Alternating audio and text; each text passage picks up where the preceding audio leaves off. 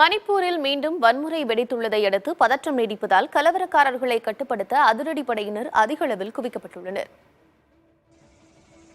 மணிப்பூரில் மைத்தேயி சமூகத்தினர் வசிக்கும் குடியிருப்புகள் மீது ட்ரோன்கள், ராக்கெட்டுகளை கொண்டு நடத்தப்பட்ட தாக்குதலால் மீண்டும் கலவரம் வெடித்துள்ளது.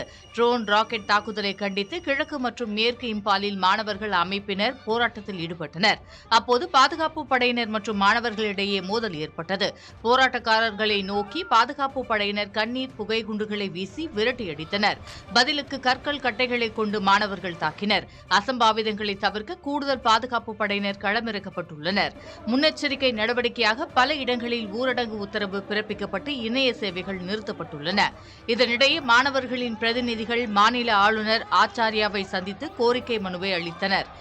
அதே சமயம் மாணவர்களின் கோரிக்கை நியாயமானது எனவும் மாநிலம் எதிர்கொண்டுள்ள பிரச்சினைகளுக்கு தீர்வு காண மாநில அரசு உறுதி பூண்டுள்ளதாக முதல்வர் பிரேம் சிங் எக்ஸ் வலைதளத்தில் பதிவிட்டுள்ளார்.